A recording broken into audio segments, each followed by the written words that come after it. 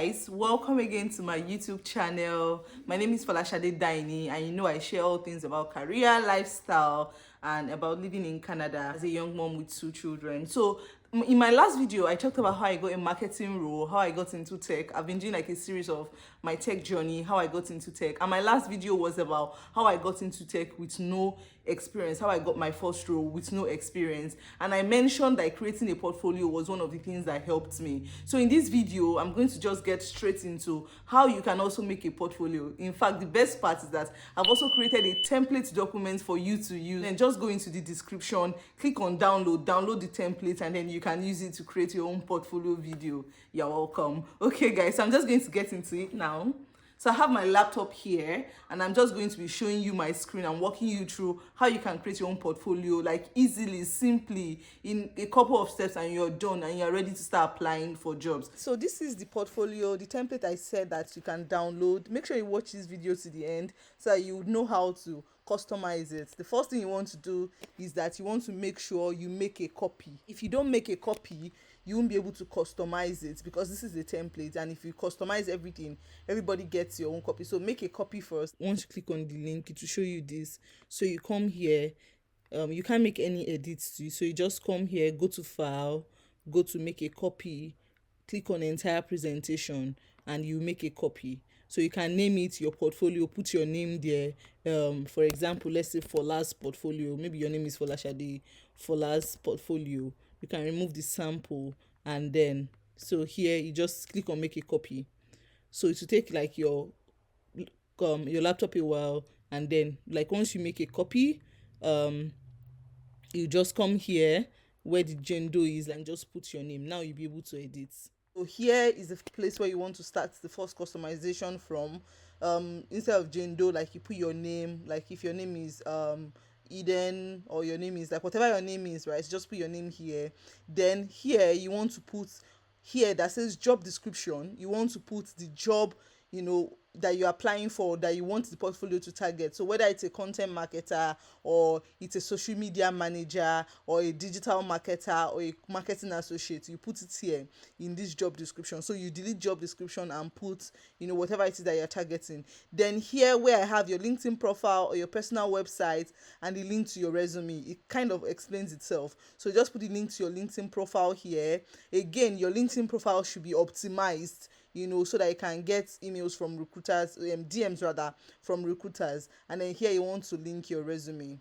So the first slide says, hi, I am Jane. So you can say, hi, I am Folashade, for example. Then here you want to write a brief description of your skills, skills, for example, maybe copywriting, content writing, target audience research, SEO, based off like whatever skills you've acquired, based off the courses that I told you to take, right? Then if you have any past experience, remember I said that this portfolio is for if like, okay, you don't have experience, but remember I've taught you how to get experience in my last video. So if you've not watched that video, you can go and watch it, how I said you can get experience. I don't want to get into it because this is a portfolio video.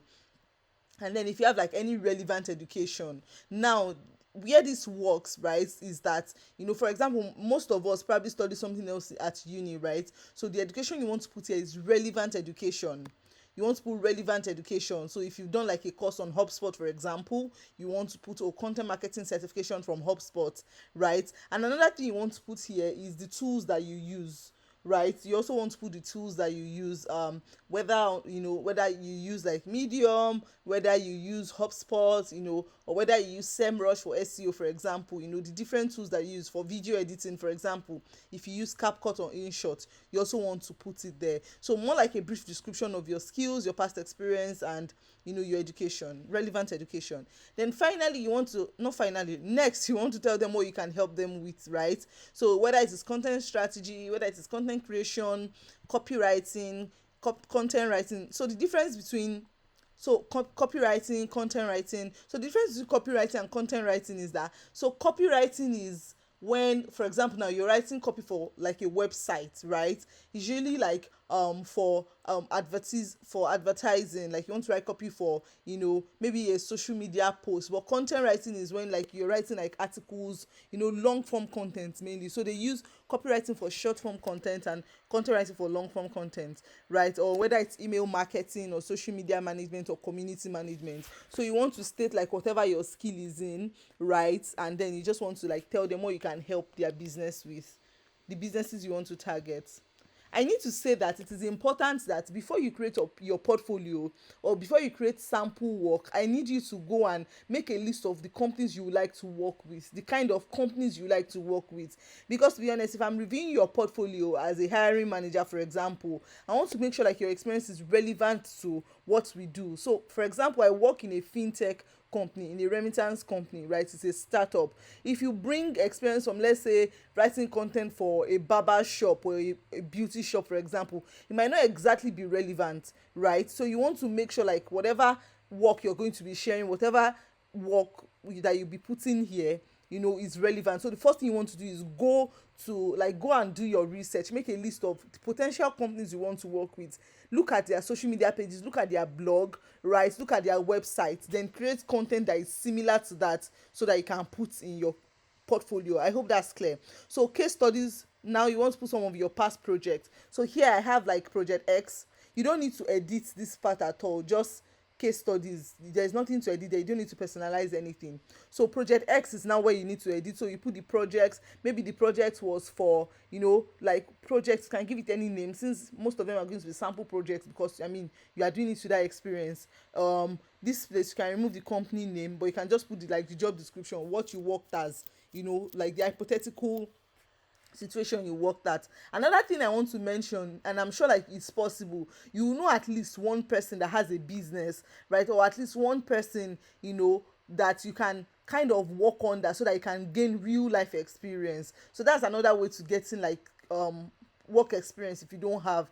Volunteering, you can even there is this like format I saw on LinkedIn at some point, that someone sent a DM to a couple of people across like different startups to say, oh, he wanted to intern with them, or she wanted to intern with them for free, that she just wanted to learn, right? And then she did that, right? And then she got like lots of experience because she was able to work and then use that to apply. So if that's something you want to do as well, you can do it. So for each of the projects, you won't say, oh, what was the problem, and what action did you take to solve it? So let me give you a good example for that. So for example, now let's say you've identified a fintech like Piggyverse, for example, right? Or a fintech like Stripe, and you go on their website, right?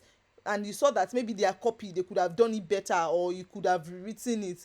Okay, so you can say, what was the problem? Oh, the problem was that they wanted like the problem was that, oh, they wanted to rewrite or refresh the copy on their website. What action did you take to solve it? I wrote copy, this way. Or what was the problem? They didn't have enough articles. Oh, the brand wanted to publish more articles to drive brand visibility and awareness. What action did you take? You did customer research, you made a list of blog posts, for them to write, and then you publish blog posts. Here where I put relevant image, you can take a screenshot, of like whatever article that you've written, whether it's on Medium or on WordPress, and put it here, just here.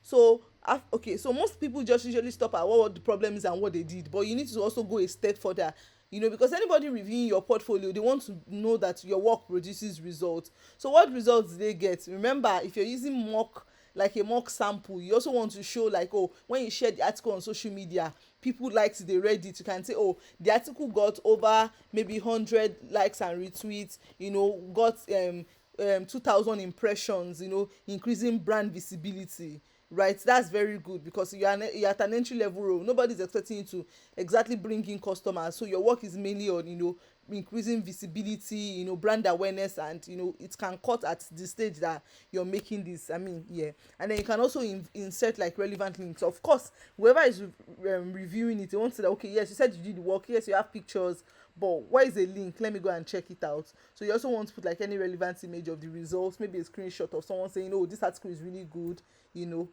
there.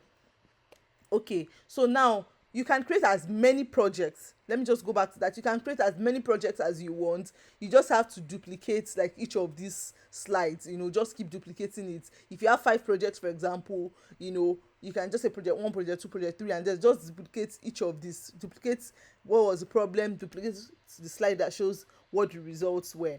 Okay, so now another thing I've made for this portfolio is that you can also put sample posts, right? So if you have any social media posts that you've done, this slide is for the sample social media posts that you think the companies will be interested in. So just insert like as many links as possible, insert relevant images. If you have, for example, if you are vying for the position of a content creator, for example, you must have videos you get, even if they are the ones that you created yourself, sample work, you know, just include relevant links to any videos, put any image, you know, if you have to.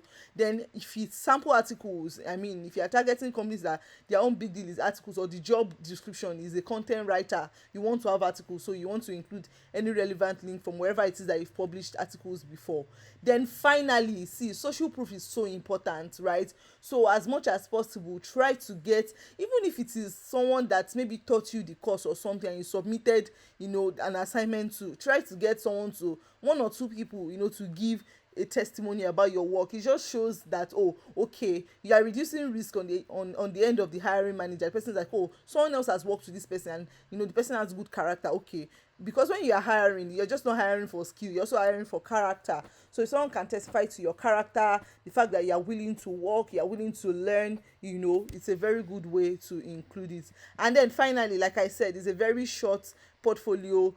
Whenever someone is asking for your portfolio, they are really not asking for all of your work, they are just asking to see the best. So there is no reason why it has to be like super long. So then you say, oh, looking forward to working with you. You want to put your email because it's important that they can reach you. You want to put your phone number, you know, and then you want to put like your location. Yeah, okay guys, so that's really it's like it's super easy. I'm going to include the link in the description so that you can get this template and just start, you know, just start formatting and start putting out your portfolio. You guys know, like, I'm always super excited to help out. So if there's anything you want me to talk about, put it in the comment section. I'm really rooting for you guys, and I'm sure that this will be helpful.